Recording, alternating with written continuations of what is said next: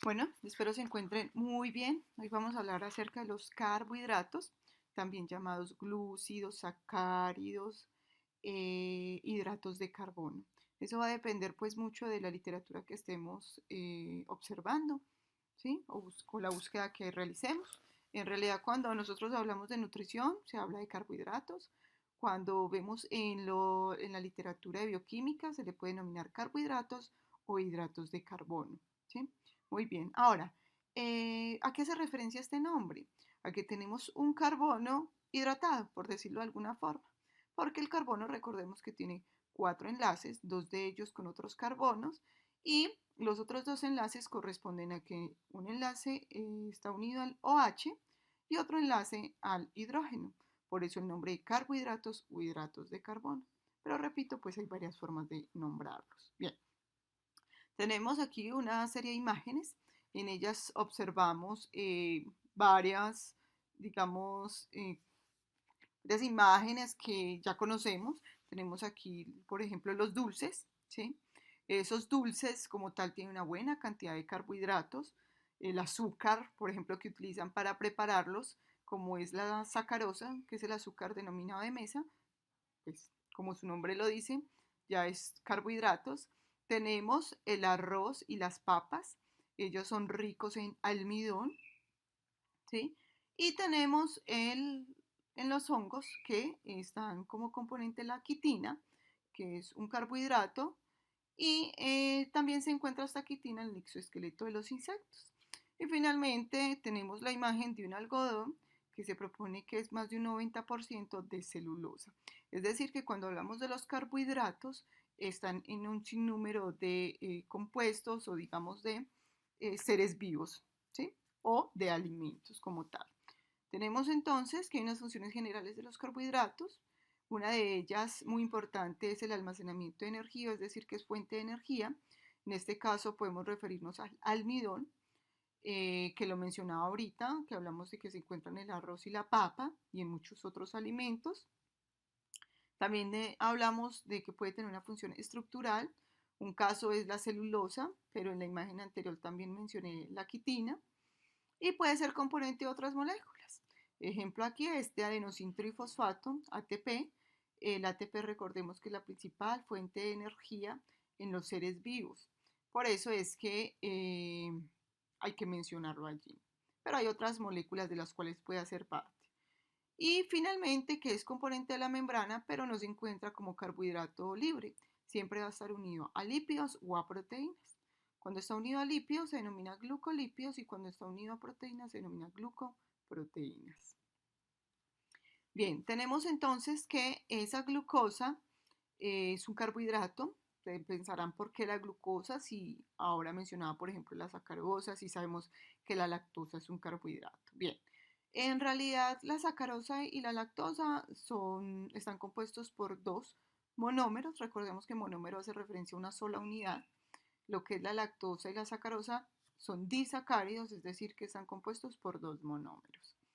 Mencionamos por qué la glucosa, porque es uno de los monómeros más importantes de la naturaleza, ya que corresponde a la principal fuente de energía de nuestros tejidos, haciendo importante los alimentos pues, que tienen este como componente, que en realidad son la mayoría, y hay que decir que también es uno de los productos más importantes o uno de los productos de la fotosíntesis, haciendo pues que la glucosa, digamos que sea uno de los principales carbohidratos por encima de algunos otros. Bien, tenemos que la glucosa, perdón, es una hexosa, eso quiere decir que tiene 6 carbonos.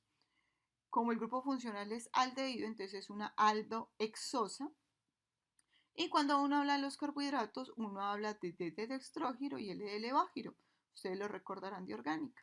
Eso hace referencia a, que, a la posición del OH que está unido al carbono quiral más alejado del grupo funcional. Si ustedes ven, este carbono no es quiral, ya que tiene dos hidrógenos. Eso quiere decir que la posición del OH, del penúltimo carbono, me dice si es dextrógiro o levógiro.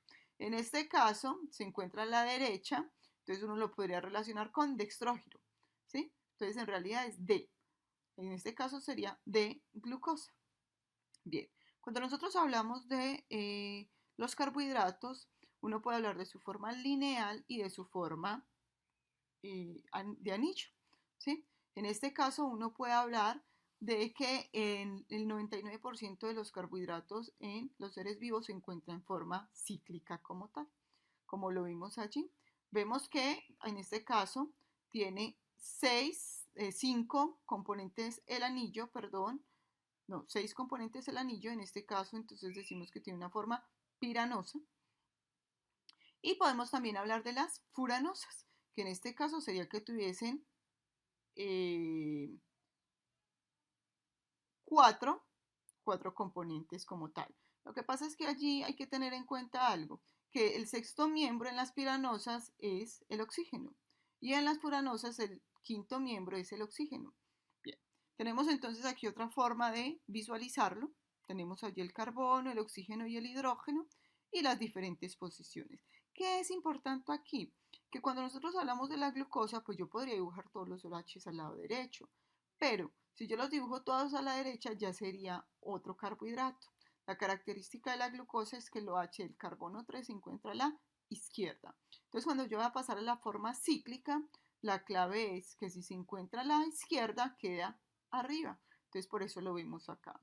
Espero que después en otro video veamos cómo ciclar como tal esos anillos. Bien, tenemos entonces aquí la glucosa. Es importante decir que este OH corresponde al OH que se formó de este grupo funcional. Por lo tanto, este OH al estar abajo toma la nomenclatura de alfa. Recordemos que D porque viene del OH que está, el penúltimo OH, ¿cierto? Que está a la derecha. En realidad no es D de derecha, sino D de extrógeno. Y es la glucosa. También podría terminar como glucopiranosa porque es un anillo de piranosa. Bien, cuando hablamos de de la glucosa, perdón, decimos que es importante, ¿por qué? Porque se encuentra en la celulosa, se encuentra en el almidón, es un isómero de la fructosa, también es un isómero de la manosa, ¿sí? También es componente de la sacarosa, que es el azúcar de mesa, y de la lactosa, que es uno de los principales azúcares de los animales. Es importante decir que la lactosa solo se encuentra en los animales y la sacarosa solo se encuentra en plantas. Bien, acá pues tenemos una imagen donde se observa la importancia de los carbohidratos siendo parte de otras moléculas. En este caso la glucosa no está acá, la que está presente es la ribosa. Tenemos la ribosa acá. Vemos que la ribosa como tal tiene 5 carbonos, pero el anillo es de furanosa, como lo visualizamos acá. Tenemos entonces que hace parte del ADN en este caso, o ARN. Miren que aquí podemos hablar de purinas o pirimidinas. Y esa base nitrogenada se encuentra entonces unida a la ribosa y ella a su vez al grupo fosfato. Bien. Otro importante es la acetilcoenzima A. La acetilcoenzima A es un intermediario metabólico muy importante porque digamos que es un compuesto que participa en la obtención de energía de forma aerobia. Y muchos de nuestros tejidos y las plantas pues son aerobias. Eso quiere decir que está la ribosa también allí como componente. Y finalmente tenemos el ATP que lo mencionamos al inicio, donde decimos que ese ATP tiene una ribosa. Miren que mencionamos que es adenosin trifosfato. La ribosa no se menciona, pero la ribosa es la que está uniendo como tal esos grupos. Muy bien. Acá tenemos la imagen de una membrana. En esa membrana, ustedes saben que la mayor parte, cuando nosotros hablamos de las membranas en general, hablan de los lípidos, ¿sí? Y de las proteínas, pero no se mencionan los carbohidratos. Como ustedes observan acá, estas moleculitas, ¿sí? Estas imágenes hacen referencia a carbohidratos. Entonces, como esto es una proteína integral, esto se denominaría glucoproteína. Y acá, entonces, podríamos hablar de un glucolípido que hace parte allí. ¿Cuál es la importancia de esos carbohidratos unidos a esos lípidos o a esas proteínas? Se relaciona con el reconocimiento celular, es decir, que permiten que las células reconozcan como tal. Entonces, un ejemplo, cuando hablamos, por ejemplo, de la fecundación, cuando hablamos del espermatozoide y el óvulo, ¿sí? Porque no todos los espermatozoides llegan al óvulo, o puede que lleguen, pero en realidad, ¿sí? Y no haya fecundación. ¿Por qué? Porque el reconocimiento que hace el espermatozoide lo hace a través de una glucoproteína en el óvulo. Muy bien. Y eso pues también tiene que ver mucho con la defensa, por ejemplo, con los glóbulos blancos. Tenemos entonces aquí una imagen donde la idea es mostrar que casi todas las biomoléculas empiezan por unidades monoméricas. Entonces tenemos aquí, empecemos por acá, por el carbohidrato, tenemos la glucosa, esa glucosa se unen muchas unidades de glucosa y forman la celulosa, y esa celulosa hace parte de la pared de las células vegetales. ¿Sí? Tenemos aquí los aminoácidos que muchos se unen, forman proteínas y esas proteínas hacen parte, por ejemplo, de la membrana. Y los nucleótidos, esos nucleótidos, muchos nucleótidos, la unión de muchos de ellos forman el ADN y finalmente se encuentran en los cromosomas y hacen parte de la membrana. Es decir, que uno puede hablar de 4 niveles como tal, siempre partiendo de unidades monoméricas. ¿Sí? Entonces nosotros aquí estamos viendo la glucosa, que es un monosacárido, pero la idea es entender que esos monómeros se unen y forman estructuras más complejas. Bien, acá tenemos la imagen de la ribosa y la desoxirribosa.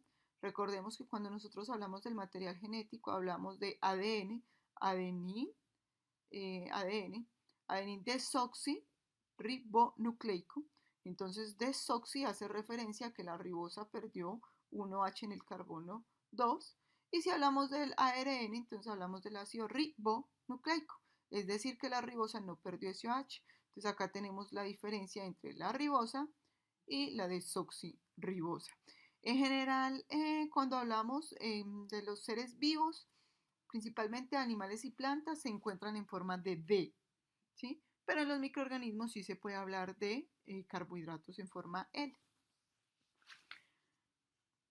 Acá tenemos unas imágenes de los carbohidratos, digamos, más sencillos que hay, que mínimo tiene que tener 3 carbonos. Recuerden que ahora hablamos que el carbono tiene que tener 4 enlaces. 2 de ellos están unidos a carbonos y los otros a un grupo H y a un hidrógeno. Por eso decíamos que se llamaban también hidratos de carbono o carbohidratos. Muy bien, este es el carbohidrato más sencillo de todos. Tenemos el D-gliceraldehído y el L-gliceraldehído. Entonces, D, recordemos que es porque el OH, que está unido al carbono quiral más alejado del grupo funcional, está a la derecha y L sí se encuentra a la izquierda. Muy bien. Tenemos entonces allí las proyecciones de Fischer, cómo se verían. Ahora, nosotros, yo les he mencionado la glucosa, pero hay muchos carbohidratos, muchísimos. Pero recordemos que mencionamos principalmente la glucosa porque es muy importante en las plantas y en los animales, ¿sí? Bien, sin dejar pues que los otros también no lo sean. La mayoría de los carbohidratos que consumimos nosotros los animales se convierten en glucosa. Entonces, por ejemplo, muchas frutas son ricas en fructosa. Esa fructosa cuando entra a nuestro organismo sufre una degradación y en esa degradación se libera glucosa y fructosa.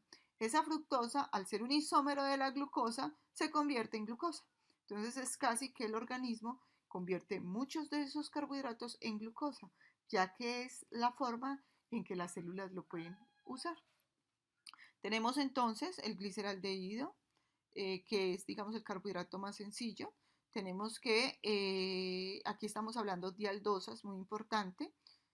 Tenemos de aldosas de 4 carbonos. Aquí pues señalé algunas que, digamos, para realzar su función. La de eritrosa, que esta eritrosa 4-fosfato es un intermediario muy importante en la ruta de las pentosas fosfato.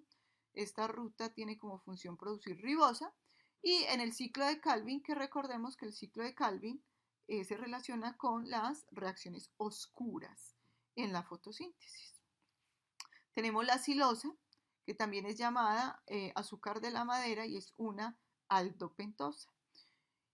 Bien, tenemos aquí la glucosa, que ya la mencionamos, y la manosa. Entonces, ustedes ven, aquí estamos hablando de aldosas de 6 carbonos. Miren que hay muchas, hay varias. Tenemos entonces la glucosa, importante, el OH del carbono 3 se encuentra al lado izquierdo. Si se encontrara al lado derecho, ya sería entonces otro carbohidrato que sería la alosa. ¿Sí? Eso quiere decir que la diferencia entre estos monómeros o monosacáridos radica principalmente en la cantidad de carbonos, en el grupo funcional y en la posición de los grupos OH. ¿Sí? Muy bien, vemos aquí, por ejemplo, la galactosa, que en la galactosa el OH del carbono 3 y 4 se encuentran a la izquierda. ¿Sí? En la glucosa, recordemos que solo el del carbono 3 se encuentra a la izquierda. Bueno, entonces tenemos aquí otros carbohidratos donde su grupo funcional es cetosa. Esas cetosas, como su nombre lo dice bien, es de cetona. También tenemos de 3 carbonos, de 4 carbonos. Este dihidroxiacetona, ejemplo, es muy importante en la glucólisis. Intermediario allí. Tenemos de 5 carbonos, donde tenemos la ribulosa. Recordemos que, bueno, o vamos a ir aprendiendo que la ribulosa es importante en la fotosíntesis. En el alumno habla allí de la ribulosa 1,5-bifosfato. Y tenemos que de 6 carbonos, como tal, una cetosa de 6 carbonos es la fructosa, que ya sabemos que es un isómero de la glucosa. Es muy importante porque la fructosa puede interconvertirse en glucosa y la glucosa puede interconvertirse en fructosa. Tenemos aquí que partimos de una estructura lineal y podemos llevarlo hasta una estructura cíclica, como lo observamos acá. ¿Qué es lo importante? Visualizar que así sea un carbohidrato de 6 carbonos, se forma solo un anillo de 5 carbonos donde el sexto miembro es el oxígeno, es decir, una piranosa. Y acá tenemos alfa de glucopiranosa porque el OH se encuentra abajo, entonces es alfa, y beta porque el OH se encuentra arriba. Tenemos entonces acá las diferencias entre ellas. Vemos que la diferencia radica principalmente en el OH, en la posición del OH, y por eso se da el nombre. Y vemos aquí el pirano, recordando pues o teniendo en cuenta que en piranosas y en furanosas no se utilizan estos dobles enlaces. Estos dobles enlaces corresponden a estructuras que ya se conocían, que digamos de donde se extrajo el nombre, pero con la terminación osa, sabiendo que es de carbohidratos y que sus dobles enlaces pues no intervienen allí. Tenemos la piranosa, que hablamos de 1, 2, 3, 4, 5 carbonos y el sexto miembro es un oxígeno. Y de la furanosa, donde hablamos de 4 carbonos y el quinto miembro es un oxígeno. Muy bien, entonces diciendo que la fructosa en general en la naturaleza se encuentra en forma de furanosa y la glucosa principalmente se encuentra en forma de piranosa. Tenemos aquí algunas abreviaciones de los monosacáridos. Esto es importante en la literatura científica cuando usted va a los artículos. Tenemos entonces el ácido glucurónico, que tiene estas siglas, la galactosamina, que tiene estas siglas, la glucosamina. Vemos la fructosa, por ejemplo, la glucosa, la galactosa. Esto es importante reconocerlo, pues nosotros no nos vamos a aprender de memoria ni mucho menos, pero sí es importante reconocerlo para que cuando vayamos a la literatura eh, podamos saber de qué están hablando. Bien, cuando nosotros hablamos de los monosacáridos, ellos se unen y forman moléculas más grandes, lo habíamos mencionado anteriormente. Entonces, si se unen dos monómeros, como lo tenemos acá, se forma lo que se denomina un disacario. Este disacario corresponde a la maltosa. Esta maltosa viene de la malta, ¿sí? Entonces, pony, malta, por ejemplo, es rica en maltosa. Tenemos entonces que cuando nosotros consumimos estos disacáridos, ¿sí? Esta maltosa se encuentra en la cebada. Bueno, esta maltosa como tal cuando los animales la consumen, pues lo que hacen es cortar este doble enlace. Por eso tenemos allí las dos reacciones. Si se corta el doble enlace, se habla de una reacción de hidrólisis y si antes se están uniendo, se forma una condensación. ¿Qué vemos? Que en la formación de lo que se denomina un enlace glucosídico, este enlace se denomina glucosídico, siempre va a intervenir un OH hemiacetálico. ¿Y cuál es el OH hemiacetálico? El que viene del grupo funcional. Tenemos entonces acá la lactosa. Tenemos tres imágenes de disacáridos porque están compuestos por dos monosacáridos. Tenemos la lactosa, que sabemos que se encuentra principalmente o solo lo producen los animales. Vemos el enlace glucosídico, que sería el enlace, están relacionando el enlace, el carbono 1 y el carbono 4. Y es beta. ¿Por qué? Porque el OH acetálico estaba en posición beta. Eh, Veamos o tenemos que tener en cuenta que solo se producen los animales y que, por ejemplo, hay personas que no pueden consumir lactosa. Principalmente, ¿por qué? Porque si no pueden romper este enlace, entonces no se liberan la glucosa que se necesita en este caso y la galactosa, que esa galactosa en su mayoría también se convierte en glucosa. Tenemos la sacarosa, que es lo que se denomina azúcar de mesa, está conformado por dos monómeros, uno de glucosa y otro de fructosa. En este caso vemos que el enlace se relaciona el carbono 1 y el carbono 2. Tenemos aquí la trealosa, esta sacarosa, perdón, no lo dije, pero o ya lo había mencionado, pero lo quiero repetir, es uno de los azúcares más importantes de las plantas, que solo la producen las plantas. ¿Sí?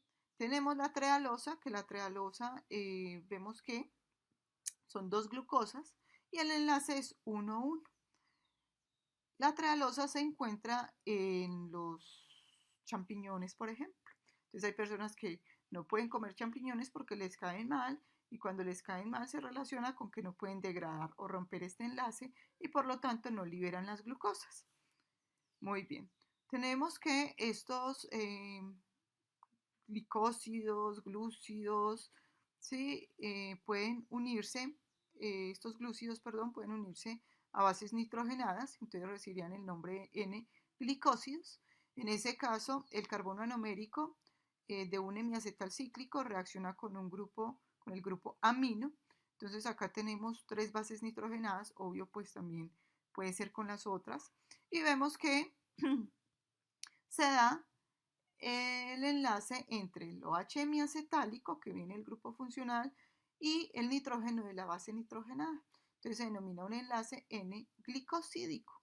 Y vimos que es muy importante o en el ADN, en el ARN, ¿cierto? Ya que allí siempre van a estar implícitos o va a estar implícito siempre la ribosa o la desoxirribosa. Muchas gracias por su atención